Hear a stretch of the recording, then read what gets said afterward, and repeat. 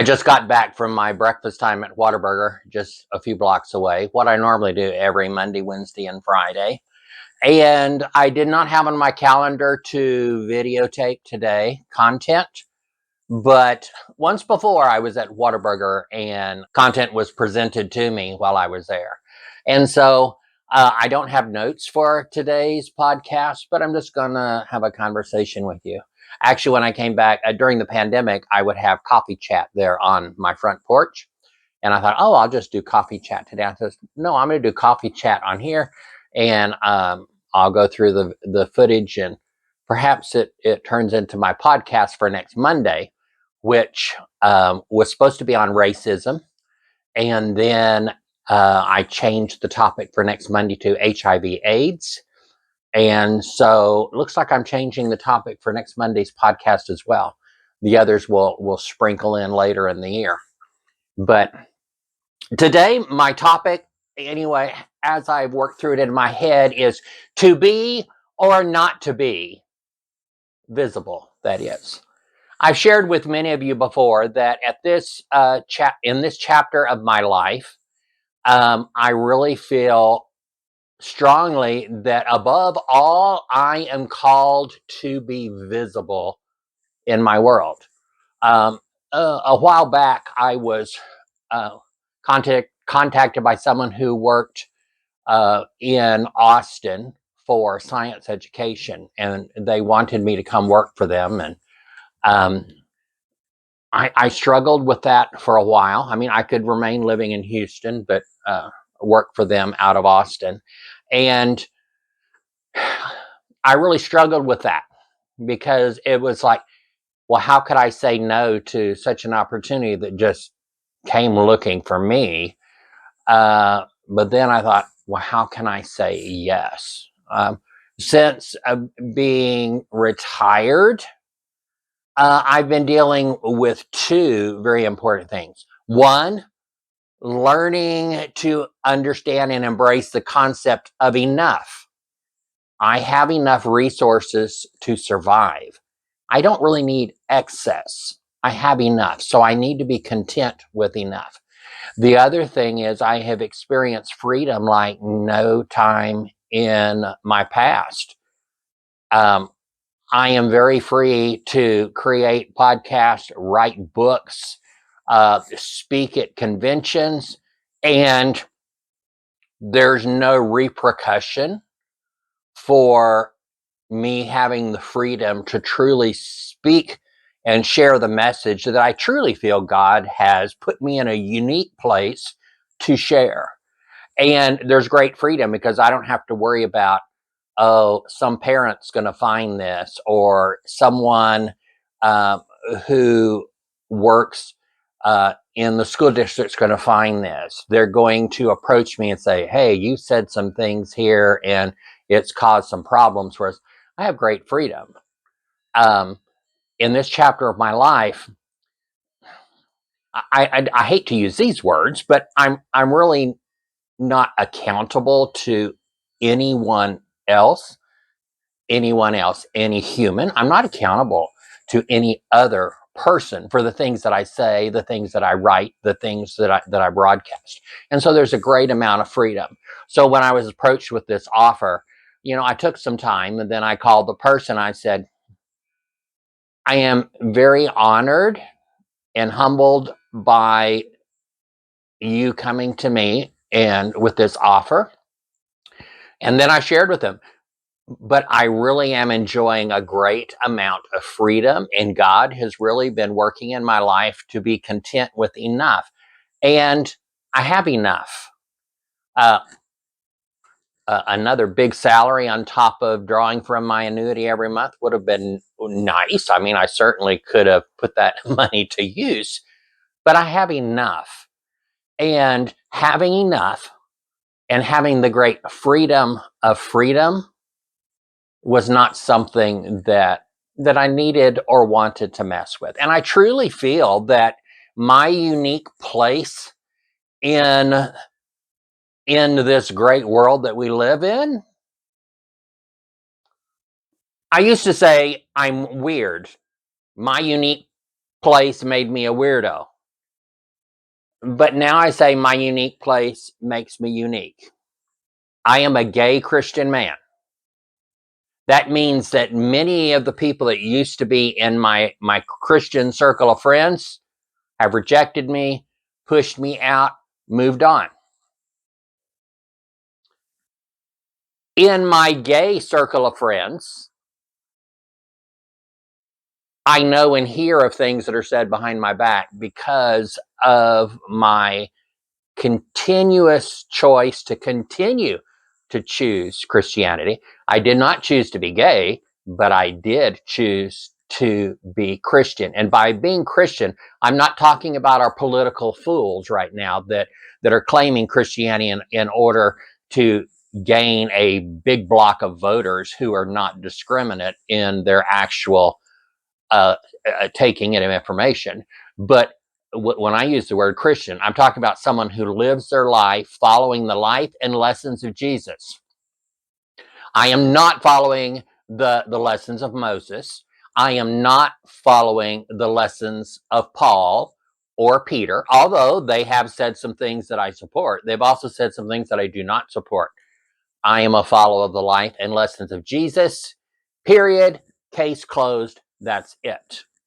So obviously, as a follower of the life and lessons of Jesus, I cannot be a supporter of of Donald Trump. I hate to even give his name any airwaves, or the people that have bowed down and failed to speak up at his injustices and illegalities. But anyway, that's not the topic of this. So I really do feel like I am called to be visible in my space, to be or not to be visible. And I'm choosing to be visible. I'm not going to hide who I am. I want to make space for others to do the same. Now, I do realize that for people of the LGBTQ community that's in my generation, things are very, very different than, let's say, the young LGBTQ people in their 20s and 30s. Even within the church, uh, uh, gay people in their 20s and 30s in the church don't feel the same constrictions that I do. And in some ways, they don't understand me and the feelings and battles that I have endured and the unique time that we're going through right now. Now, depending how things go in the next 3 years, they might very quickly begin to understand what it's like to be me living in this world. But currently, they don't have the same thing. Okay, backing up. I'm having breakfast this morning at Whataburger, having my second cup of coffee now.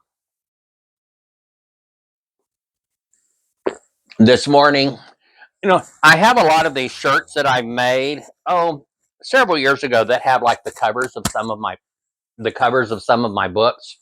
Um, I don't really purposefully wear these when I go out. It's more I put on dark red shorts today, and I thought, oh, I'll wear a red shirt. So I open up the armoire here in my office has all my t-shirts in it, and I open it up and I look for a red shirt, and I said, oh, I'll wear that today. And so I wore this today because I'm wearing red. And so I'm sitting in Whataburger and I'm having my breakfast, and I it's funny how things happen that put you in a unique place for a unique opportunity. And that's what happened today. As I went into Whataburger, uh, in the corner where I normally sit, there's a homeless man sleeping.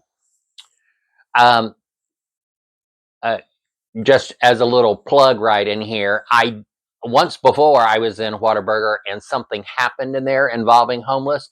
And when I came home, I recorded a podcast on the homeless, and I'll put the picture right here in case you're interested and you want to hear about homeless at Whataburger. But anyway, so there was a homeless man sleeping in the corner where I like to sit because the sun comes in, and I like sitting in the sun. For one thing, I see better. And then my second choice is this corner over here. Well, as I was going in, there was a homeless person. At one moment, I thought it was a man. Another moment, I thought it was a woman. gender is irrelevant to God, so shouldn't matter to me whether they're male or female. But a person said something to me as I'm going in. I didn't understand what they were saying, and so I just go on in. It's kind of, sometimes living in Houston, it's very easy or necessary to not listen to the noise around you or to not hear it. Anyway, I did not hear what they said. I heard some mumbling, but I just kept going on my path because sometimes that's a survival skill in Houston. And so I go on in, and then I'm looking. And I'm a bit like Sheldon Cooper because someone's in my spot. And my second choice for a spot, the person who was outside came in and then sat right next to that other corner. And that corner has a little tiny table. So it'd be like I was sitting with them, and I didn't want to do that. Right or wrong, I'm just sharing how I felt in that moment.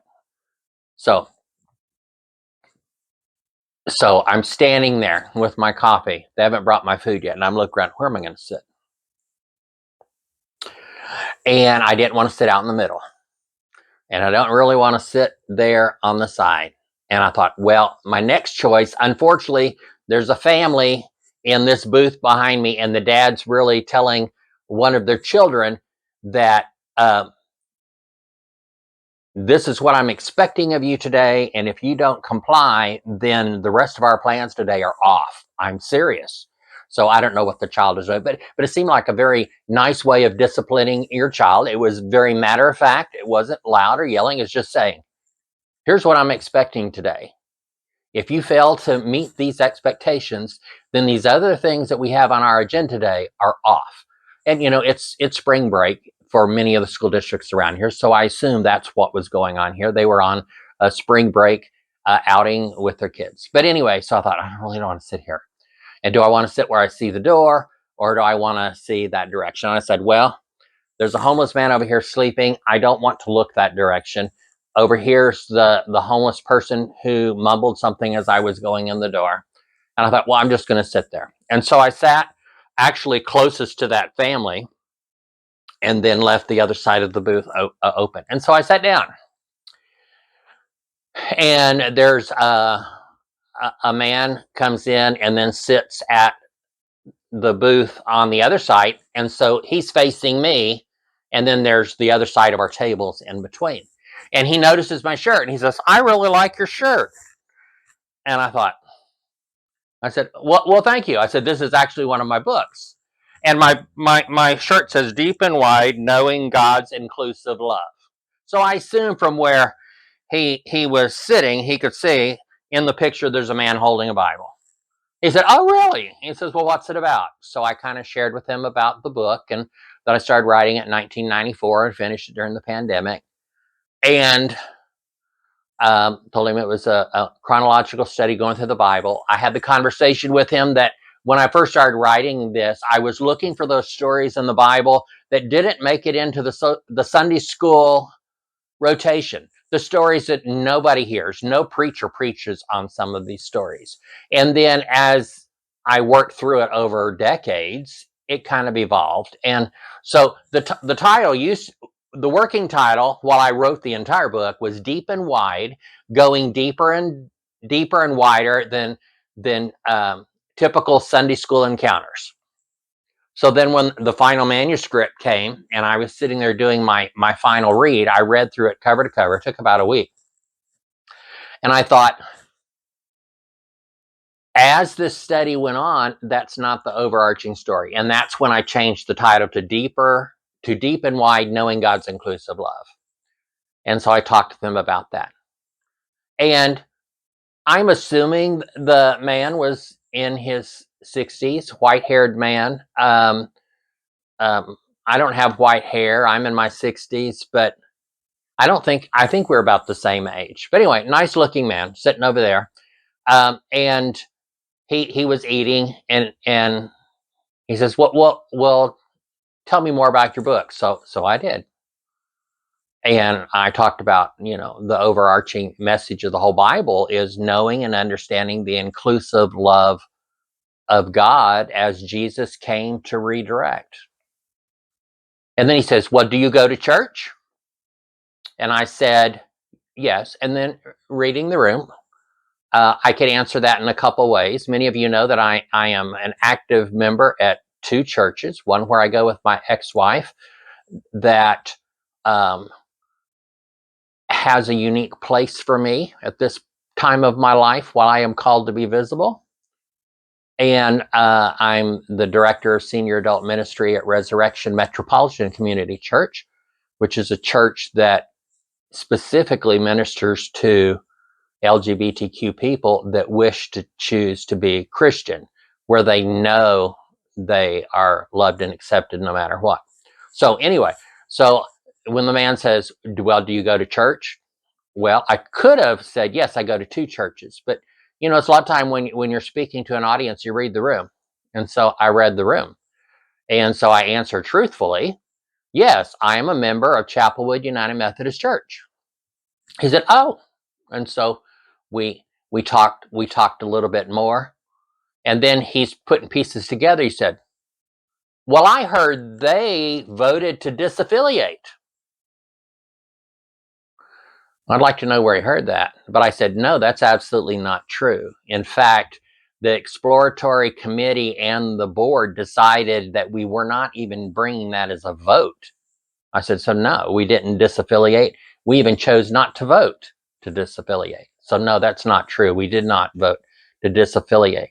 And then he shared that he was a member of a Methodist church in Alabama that did choose to disaffiliate. And I said, well, that's a shame.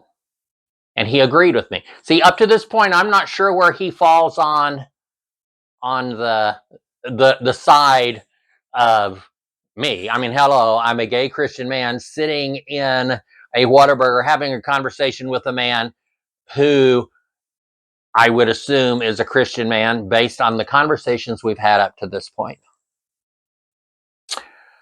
And he started talking about St. Luke's United Methodist Church. And so I said, oh, is that where you go? He says, no, actually, my daughter goes there. Said, but he said, I go to the Story. He said, I don't know if you're familiar with that. And I looked at him and said, yes, I am familiar with the Story. My youngest son was the director of music there. He said, oh, really? What's his name? And so I said, Eric Ponder. He said, oh, yes, I know Eric. He's a very fine young man. I said, well, I agree. I agree he is. And I shared with him, says, yeah, I went and visited when Eric was first hired. Y'all were in rented space over there by the museums. I said, and then you purchased the Christian church there on Westheimer. And I talked about the Christmas Eve service. I went there, which was one of the first services they had at their new building.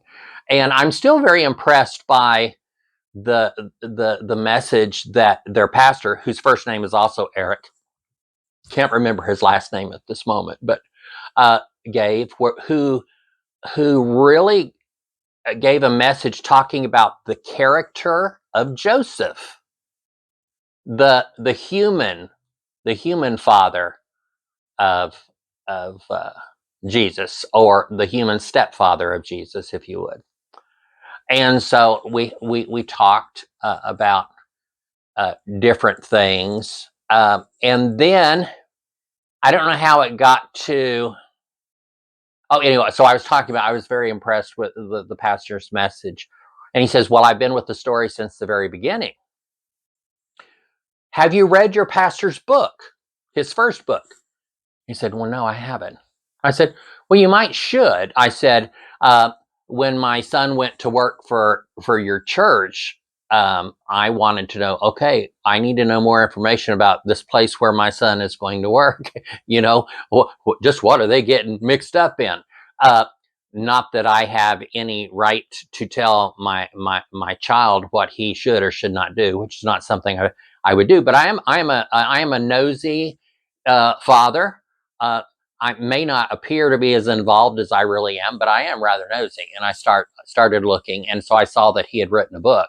So I ordered his book and I read his book. And so I'm telling this man in Whataburger, I said, the first 3 chapters of your pastor's book are incredibly well written and right on point. And then I continue to talk to him and say, and usually when I'm reading a book, I usually write in it, because at some point I'm going to be dead and my kids or grandkids or someone are going to find these books that grandpa read. And if there's something that I really agree with, I'm making some sort of note. Something I really disagree, I make some sort of note. And so I'm reading along, and as it gets to the later parts of the pastor of the Story Church's book, he says some things that are not correct about LGBTQ people and LGBTQ Christians. And in fact, the things he said violated the message that he gave in the first 3 chapters of his book. So I wrote right in there and said, this is not true. You need to read the first 3 chapters of this, your own book, at the beginning, because it will inform your behavior and thoughts here. So anyway, and so we had that. And he said, oh, okay. And about that time, 2 more of the man's friends came in, and he introduced them to me and said, I don't know if they were also from his church or not. He didn't talk anymore about his church. So maybe they were just friends of his that they normally come and have coffee at Whataburger. I've been going to Whataburger there usually Monday, Wednesday, Friday for 9 years, ever since I retired. But I don't remember seeing these gentlemen there before, but they could have been, and I'm just not very observant. So as I'm riding home, I'm thinking about this conversation. I wore a shirt today that I wanted to wear. I wanted to wear a red t-shirt because I was wearing dark red shorts today. It happens to have deep and wide picture of my book on it. Actually, when I had these shirts made, I had 2 of this shirt made. It's a very soft cotton. I love it. In fact, I need to go in and order more t-shirts made with this very soft cotton because it's very, very comfortable. And I wore out at that time. I made a t-shirt for several of my books that were out at the time, and I wore them all out, but 2, I think. And one of the red ones I wore out. So this was the backup that I'm wearing now. But I just happened to be wearing this shirt. He responded to, I don't know, the words or the picture or both. I don't know. He did. He says, "Oh, let me take a picture of that. I want to take a picture of the cover of the book so I can look at it." And so I actually gave him one of my business cards. And actually, I just had new business cards made that have a back to them. So I have my business card made with the QR code that takes you right to where all of my books are available. But since I've started a podcast, I also on the back of the card have a podcast and a QR code that takes me to my YouTube channel where my podcasts are. So I gave him one of those. I don't know if he'll read my book or not. At this point, the books that I've written have already sold the big chunk. You put out a new book, that's where your sales are, and everything else is a trickle.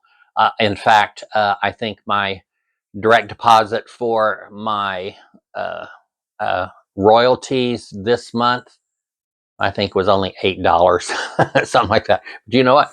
That'll cover my breakfast a couple of days. But anyway, so I started thinking about this chapter of my life, where I am and what I'm doing. And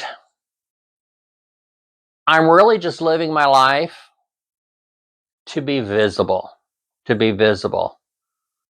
I'm not apologetic for who I am, because why ever I'm a gay man, I don't know. I've got books over here on the shelf. The Science of Sexual Orientation is a great book by Simon LeVay. There's some books by Copeland that really, if you want to get into the real nerdy science thing, looking at the XQ28 chromosome, looking at the timing of the testosterone wash that happens during pregnancy for all babies, whether they're male or female. the hypotheses around that. There are a lot of hypotheses. Nothing is exactly known. All I know is I know the truth about me. I can't speak about you. You can't speak about me. I know I didn't choose to be gay. In fact, for years, I tried and tried and tried and tried to choose to not be gay. But the fact is that I am, for whatever reason. I know that God loves me, and God knew who I was going to be from the very beginning, even before my beginning. And God presented me to the world anyway. So I have to know and understand who I am. I didn't choose to be gay. I do know I can choose to be Christian. I could choose an hour from now to choose not to be a Christian. I could do that. And a lot of my LGBTQ friends don't understand why I'm even still fooling with these people that call themselves Christians. So I do have a very unique place in my world where I am and where I exist. And I really honestly believe that at this chapter in my life, I am called to be visible. I am just called to be. Some people don't like me being. Some people do not like me being visible. That's just the way it is. So when I think about my encounter today, it's very indicative of where my life is and where I want my life to go. I will engage with anyone who chooses to engage with me. I'll have these conversations. I'm not going to hide who I am, although I will read the room and choose how to respond in truth in a way that will move the conversation forward, which I did a little bit today. I have chosen to be, and I have chosen to be visible, to be authentic, and be real. I am the real me. I am the real me. Am I perfect? No. Are you perfect? No. Am I going to make mistakes? Yes. Will I make more mistakes in my life? Yes, probably. But I am called to be. So I challenge you to be called to be. Be visible in your world. Be loving and kind to all people. Be the concept of Jesus in your world. To be or not to be? Are you going to be visible? Are you going to be that which you've been called to be? We all have a choice on whether or not we want to be loving and kind and truthful or not. We all have a choice on whether or not we want to be the people that God calls us to be,